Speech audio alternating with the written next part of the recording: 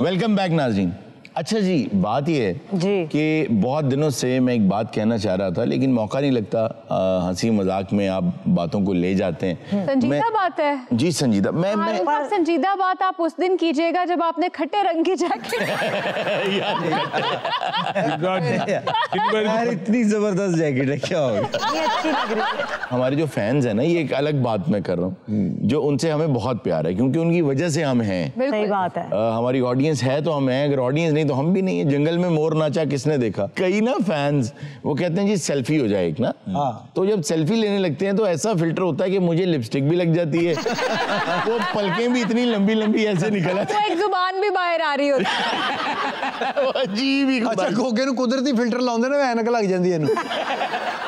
तो खैर मैं जो बात करना चाह रहा था वो ये थी कि अल्लाह ताला ने ना एक बहुत बड़ी नेमत इंसानों को अता की है और उस नेमत को हम अक्सर जहमत समझते हैं। और जहमत समझने की वजह से आजकल स्टूडेंट्स को, बच्चों को, चाहे वो स्कूल के हों, कॉलेज के हों, यूनिवर्सिटी के हों, वो चीज़ नहीं बताई जा रही, वो नहीं पढ़ाई जा रही और उसको बुरा समझा जा रहा है, जबकि वो बहुत अच्छी चीज़। क्या? भूलना, टू फॉरगेट। बहुत जरूरी है, बहुत जरूरी है। बच्चों को ये कहा जा रहा है कि आपको हर चीज याद रखनी है, मेमोरी के ऊपर जोर दिया जा रहा है। मेमोरी अच्छी चीज है लेकिन अल्लाह की रहमत ऐसे है फॉरगेटिंग कि आप देखें जिंदगी में इंसान के बड़े बड़े नुकसान हो जाते हैं। सही बात है। बड़े प्यारे छोड़ के चले जाते हैं। हाँ जी। सबके बुजुर्ग दुनिया से चले जाते हैं, माएँ बाप, भाई बहन, औलादें। तो अल्लाह ताला ने निज़ाम ऐसा रखा है कि ये मेंटल फ्रेम जो ना आपका, ये बहुत स्ट्रांग है। तो ये करता क्या है कि आहिस्ता आहिस्ता वो चीज़ें आपको भुलानी शुरू कर देता है। फिर आपको किसी न किसी रेफरेंस से याद आती हैं, वरना नहीं आती। आप सोचें कि अगर सारा गम, सारी परेशानियां हर वक्त आपके जहन पे रहती और आप भूल ही ना पाते तो आज जिंदगी किस कदर भयानक होती। बिल्कुल। तो बच्चों को भूलना, और भूलना सिलेक्टिव फॉरगेटिंग, ये नहीं कि सबको भूल जाओ, सिलेक्टिव फॉरगेटिंग और अनलर्निंग, इसके लिए सही जो वर्ड है वो है हाउ टू अनलर्न। जो आप लर्न कर चुके हैं उसको अनलर्न कैसे करना है। उसकी वजह ये है कि ये दिमाग जो है इसकी एक सर्टेन कैपेसिटी तो है। आप कहते हैं ना कि रात को मैं भी बहुत थक गया हूँ, मेरे दिमाग में अब कैपेसिटी नहीं है कि मैं मजीद गुफ्तगू कर सकूँ या सीरियस बातें कर सकूँ या किसी पजल को सॉल्व कर सकूँ। वाकई दिमाग भी इंसान का थक जाता है, तो इसकी कैपेसिटी है। तो जब तक हम अनलर्न नहीं करेंगे ना, पढ़ा हुआ सबक भूलेंगे नहीं, नया सबक याद नहीं करेंगे। और मैं बड़े लोगों को देखता हूँ कि वो एक ख़ास भंवर में फंसे हुए हैं, उस भंवर से निकल नहीं पाते। मेरे दोस्त हैं ऐसे जो एक ही भंवर में। अब होता क्या है, मैं आपको एक और बात बताता हूँ। आपने देखा होगा कुछ बुजुर्ग ऐसे होते हैं, वो हर वक्त पुरानी फिल्मों को याद करते रहते जी, पुराने सियासतदानों को याद करते रहते, पुरानी चीज़ें, उस भंवर में फंसे रहते हैं। फिर आपने एक और बात नोट की होगी कि बुजुर्ग जो एक सर्टेन एज से ज्यादा हो जाते हैं वो बार बार एक ही वाकया सुनाते हैं, अपना रिपीट करते, अपना वही रिपीट करते हैं। पुरानी खुराक दा बड़ा जिक्र करदे आ, पुरानियां खुराकां वो नहीं रह गईਆਂ। सर गोगे दे वालिद साहब ਨੂੰ एक बंदे ने आके कहा ਤੁਹਾਡਾ बेटा है, कहता मैं इस भंवर से निकलना चाहता हूं। और हारून साहब, हम जितने लोग यहाँ पर सारे बैठे हुए हैं, अगर हम नेगेटिव कमेंट्स को ना भुला पा रहे होते तो हम ये शो नहीं कंटिन्यू कर सकते थे। एग्जैक्टली। कमेंट्स में भी ना, नेगेटिव कमेंट्स में भी एक फर्क होता है जी। पता नहीं क्यों अल्लाह ताला आपके दिल में डाल देता है, आपको पता चल जाता है कि ये कंस्ट्रक्टिव है, ये आपका भला चाह रहा है या आपका नुकसान चाह रहा है। और तनकीद बराए तनकीद ही है, और कुछ भी नहीं है। बगैर रीजन के आपसे इंसान नफरत कर रहा है। ऐसे कमेंट्स भी होते हैं, सही कह रहे हैं, लेकिन आप उन्हें भुला देते हैं, आप फिर आगे चल पड़ते हैं। इसी तरह बच्चों को मेरी गुजारिश ये है कि घर में भी, स्कूल में भी, कॉलेज में भी, यूनिवर्सिटी में भी, हर जगह एक क्लास ऐसी होनी चाहिए जिसमें हाउ टू अनलर्न थिंग्स। आप देख लें, कुछ लोग कुछ ऐसी चीजें मानते हैं कि जो साइंस प्रूव कर चुकी है गलत है, लेकिन वो हटने को, हिलने को तैयार नहीं है, क्योंकि दिमाग के अंदर एक खौफ होता है कि अगर मैं भूल गया तो मैं जिंदगी खो दी। बिल्कुल।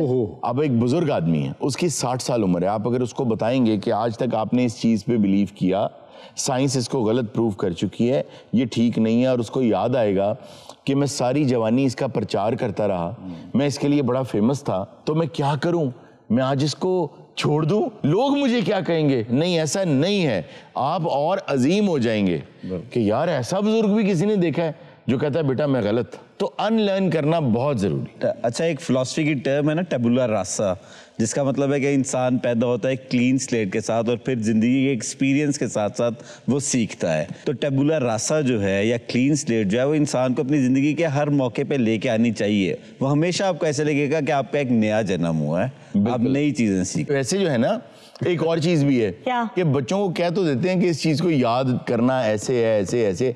मेमोरी टेक्निक्स की कोई क्लास नहीं होती, ऐसे ही है। 2 क्लासेस जरूर रखें, एक मेमोरी टेक्निक्स की जिसमें आप समझाएं कि माइंड पैलेस कैसे बनाना है, माइंड पैलेस में कैसे जाना है, कैसे वहाँ पे मेमोरीज रखनी है, किस तरह आपने क्या करना है, ये सब होना चाहिए। ये चीज हाथ में ही होती है तो बंदा कह रहा था कि यार वो मैं मोबाइल कहाँ रख बैठा हूँ यार, मुझे समझ नहीं आ रही। हाँ, ओफो। आपको पता है ये भूलने की बीमारी नहीं, ये इंटेलिजेंस की निशानी है। इंटेलिजेंस?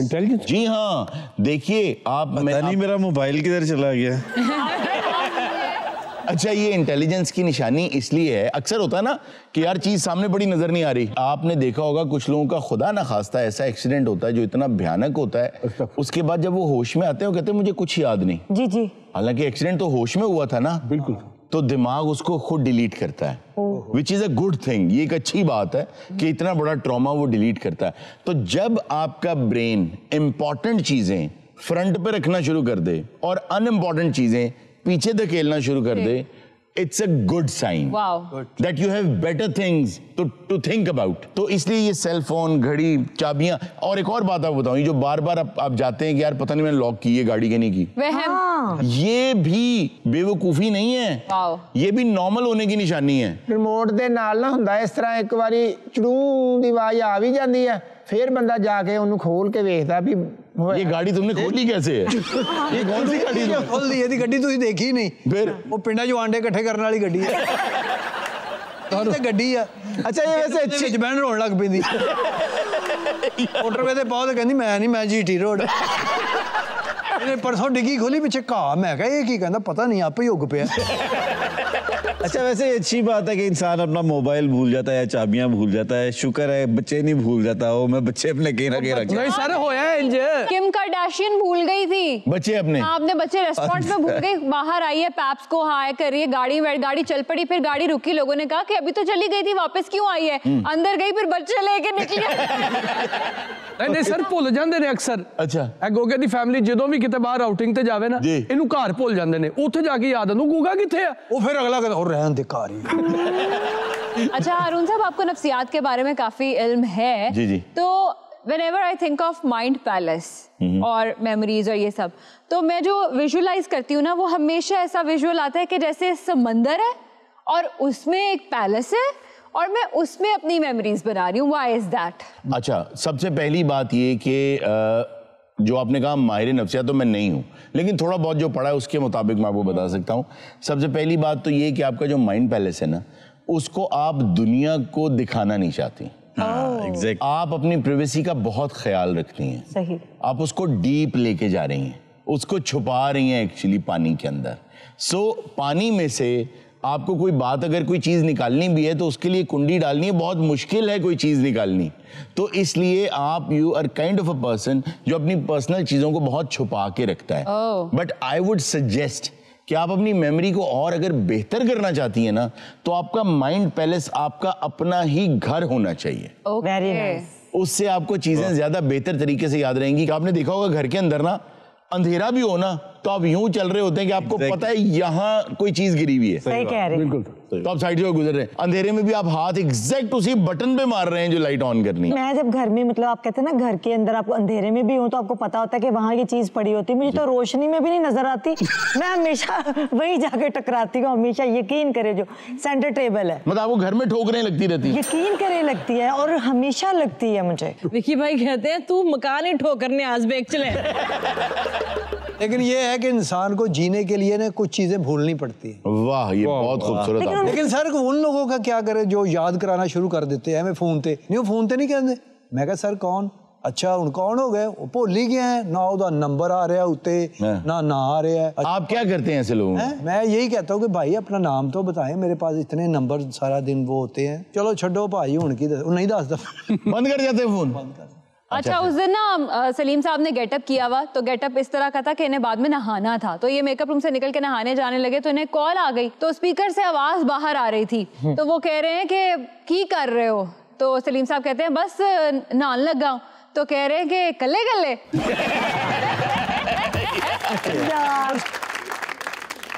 नाज़रीन वक्त हुआ छोटे से ब्रेक का, कहीं बन जाएगा, मिलते हैं ब्रेक के बाद।